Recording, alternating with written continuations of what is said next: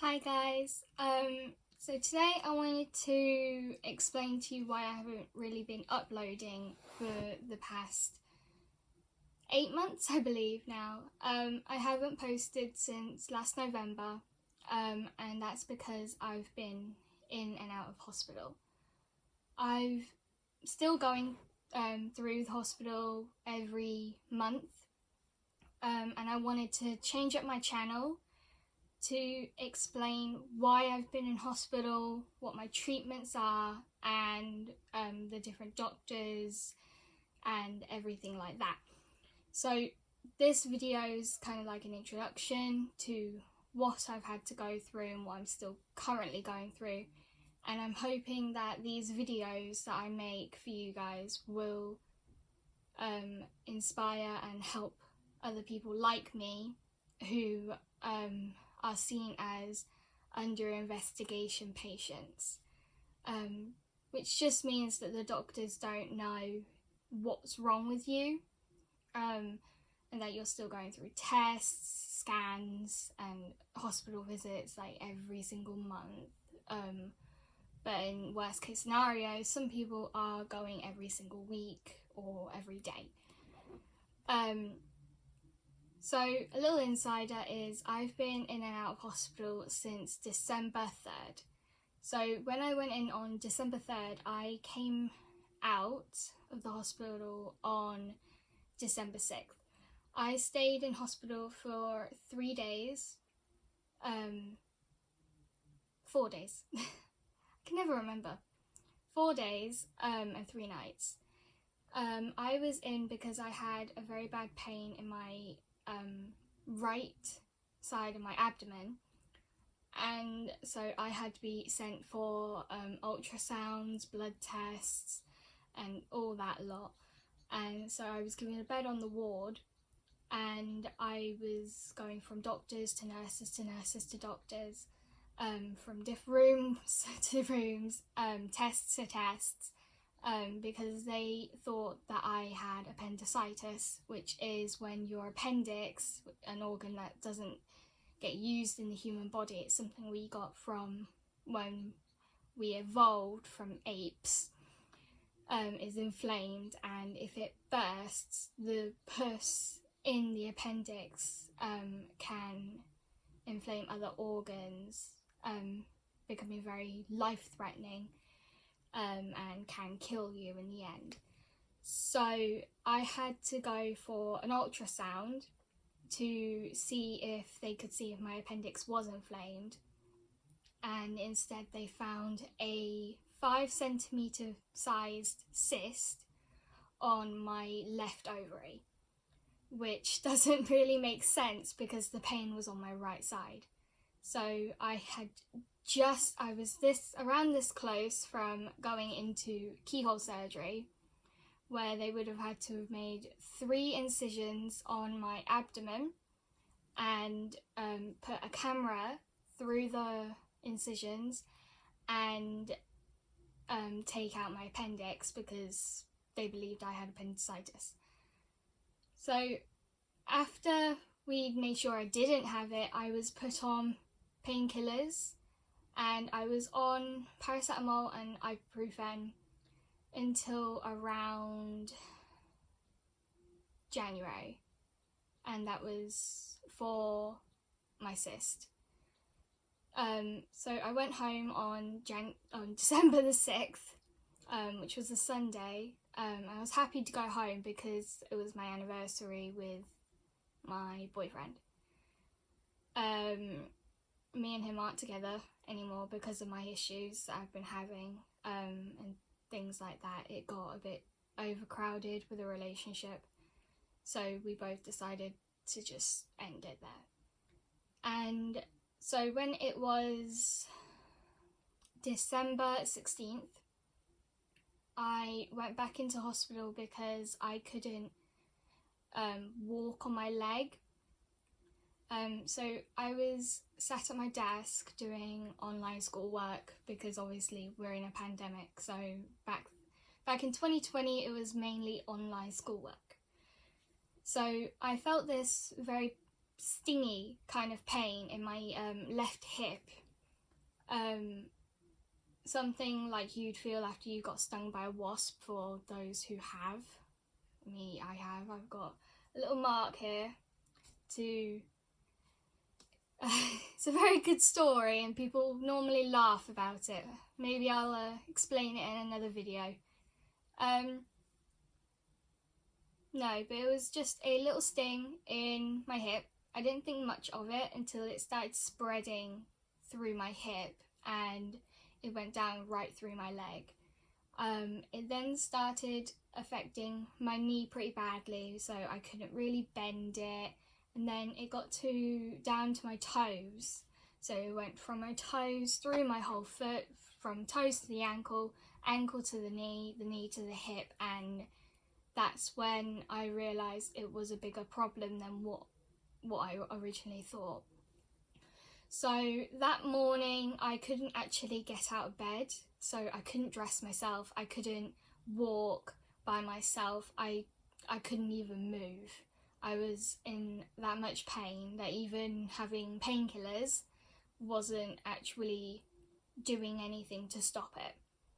So my dad and we went to A&E that morning, and we came out of... So we went into A&E at around 9:41, and we came out of A&E at around 4 or 5 o'clock.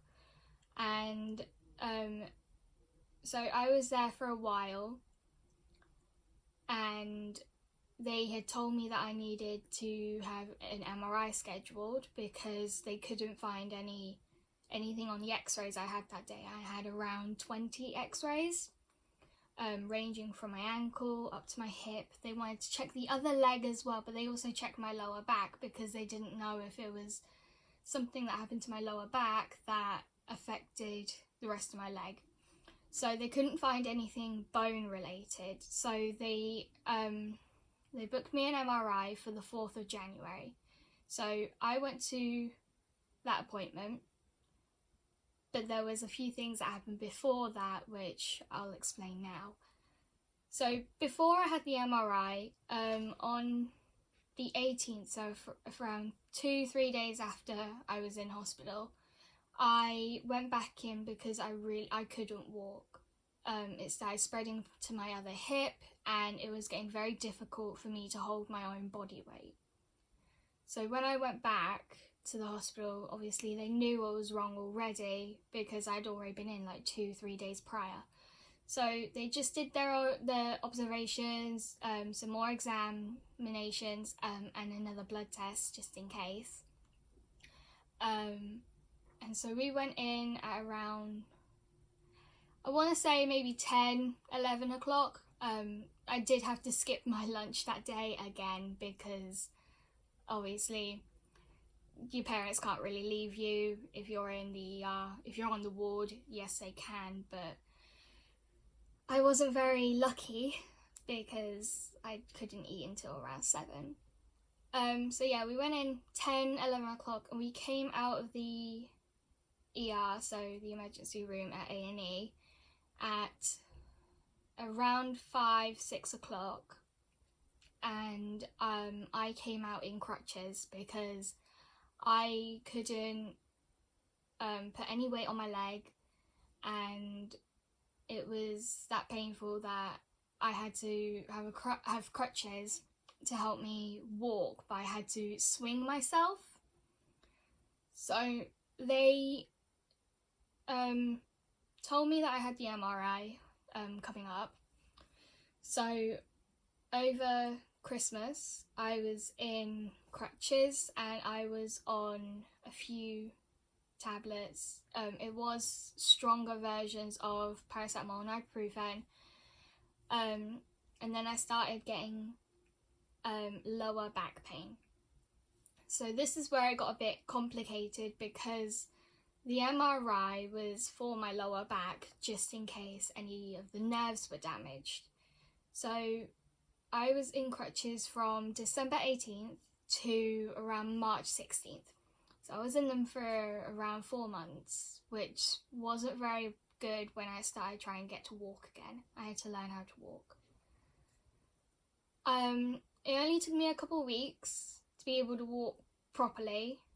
So I was walking with one, so I kept having that balance so I didn't fall over from my own 2 feet.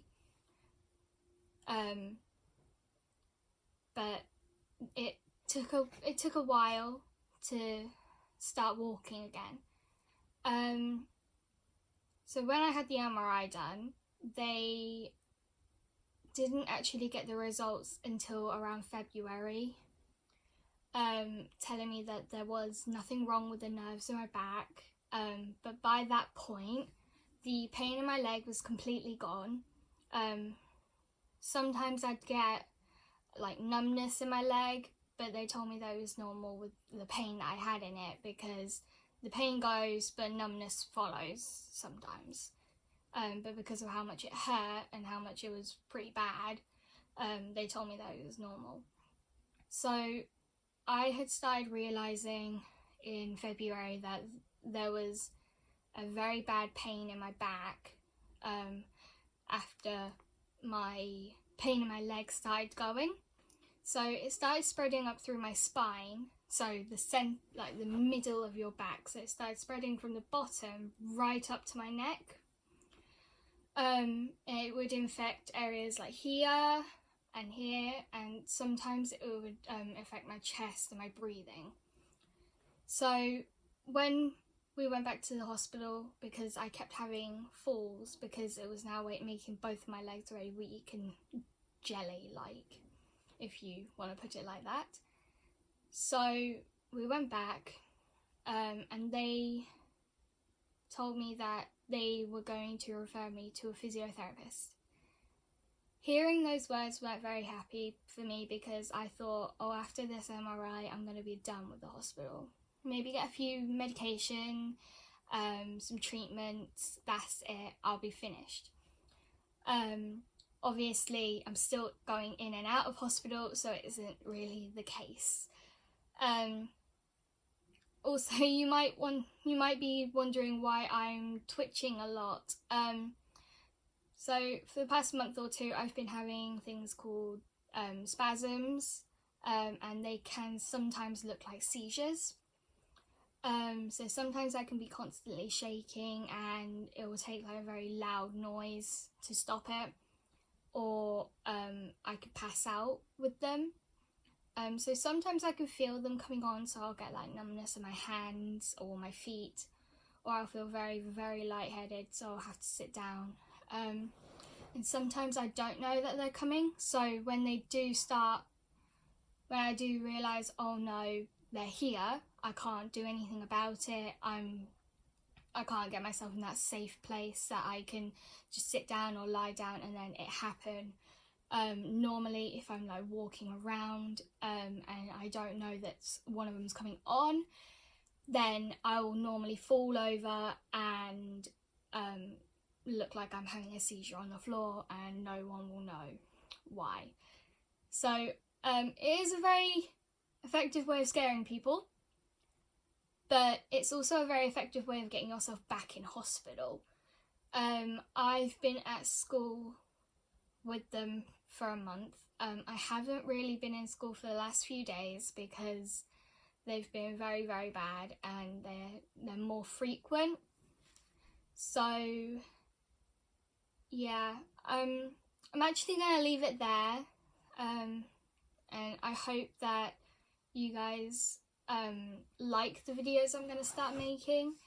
They're not going to be edited because I don't know how to edit, and I'm not paying my friend to do it because I am broke. So yeah, next video we're going to talk about the pictures I've got up on my wall and what they mean in the terms of my medical conditions. And yeah, I'm hoping to post at least maybe once a week. I'll go through different areas of my health condition, and I'll talk to you about different doctors that you will want to know, and nurses that are just horrible.